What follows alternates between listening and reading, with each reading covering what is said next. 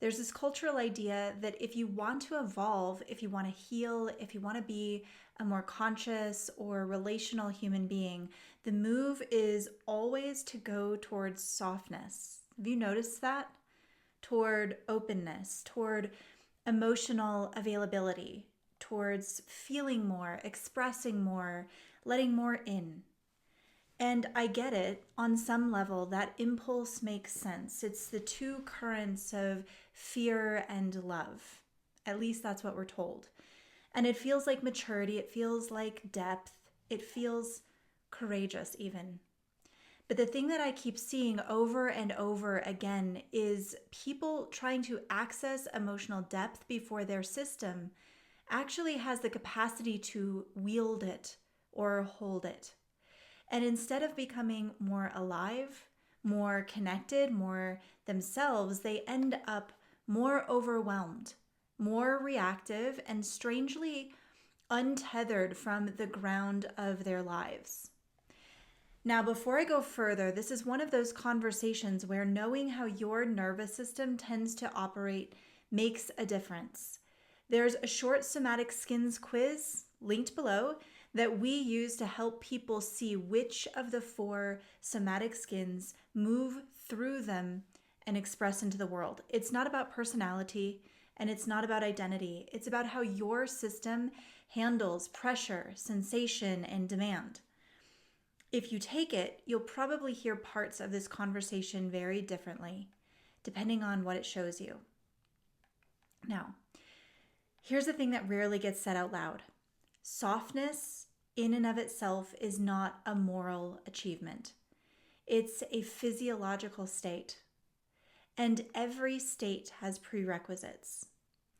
If you look at the body, actual softness only exists because something else is doing the work of holding shape.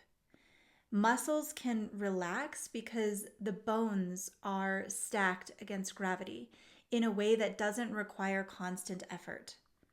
Test this for a second. Slouch or find misalignment and look at how much tension your muscles have to hold for that posture. And breath drops then because the spine can receive it. Organs float because connective tissue is organized enough to let them. So, when that organization isn't there, softness doesn't feel like safety to the system, it feels like exposure. So the system compensates. It tightens in places that you don't expect. It'll leak emotions sideways, aka when we make it weird. It dissociates or it performs vulnerability in a way that looks open but doesn't actually allow anything to really land. This is why so many people enter emotional or even therapeutic work and they feel destabilized by it. They open doors that their system doesn't yet trust itself to handle or close. They touch depth without having the containment to metabolize what they find there. And instead of insight integrating, it just accumulates as more sensation that the system doesn't know what to do with. And nothing is wrong with them. The order is wrong. Emotional depth has weight. Sensation has mass. Presence creates load. And nervous systems are very literal about this. If the structure underneath can't bear that weight, the system will protect itself, not by shutting down growth, but by reorganizing in whatever way keeps it intact. This is where the myth of softness becomes dangerous, because softness is being prescribed as a starting place, when in reality, it's something that emerges later, once a system knows how to stay organized under pressure. And this has nothing to do with the fact that you don't feel tough or you haven't been through shit. Structural stability isn't rigidity and it isn't emotional repression, it's coherence. It's the ability to feel more without losing orientation, to stay here while sensation increases instead of being taken over by it or having to fight against it. This shows up very differently depending on how you're wired. So some people they're naturally open, they're sensitive, they're emotional, relational. They track subtle shifts in others naturally. They feel the room before they feel themselves.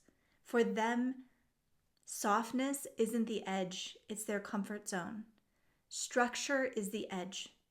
And without it, depth becomes exhausting, intimacy becomes draining, and care slowly turns into an erosion of self. Others build strength first. They learn how to endure, how to push, how to hold it together. And when they finally turn toward emotional territory, it can feel like everything they've been containing rushes in at once because the system never learned how to yield without losing integrity. And then there are the people who understand depth intellectually. They can speak about emotions fluently, analyze dynamics clearly, explain patterns well, but the body hasn't been trained to feel and stay present when those states actually move through their whole organization.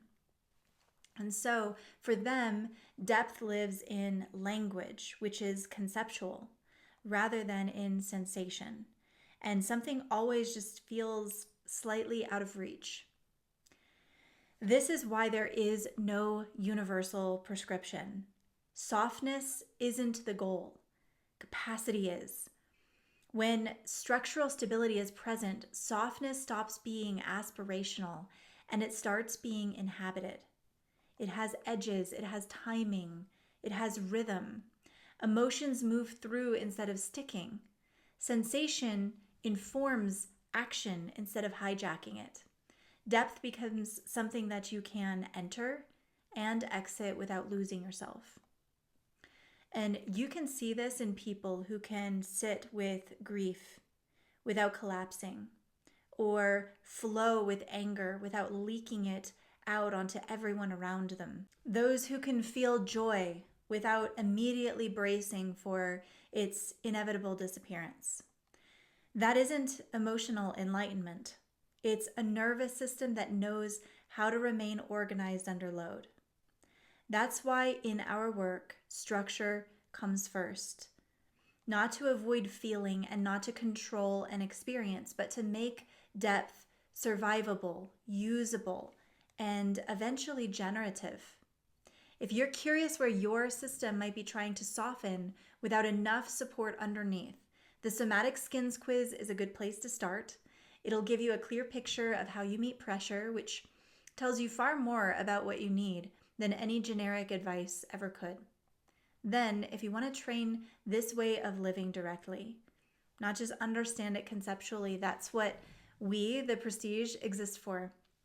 It's an applied somatics academy built around live events, embodied practice, and personal coaching, designed to build support and expression together so one doesn't undermine the other. Softness isn't something that you adopt because it sounds right. It's something that appears naturally when your system knows it can hold what you're asking it to feel. Build the structure first, then depth will follow on its own. Thank you for joining me this far in this video. If you enjoyed it, please do consider liking and subscribing. It helps us out, and we love sharing more with you. Until next time.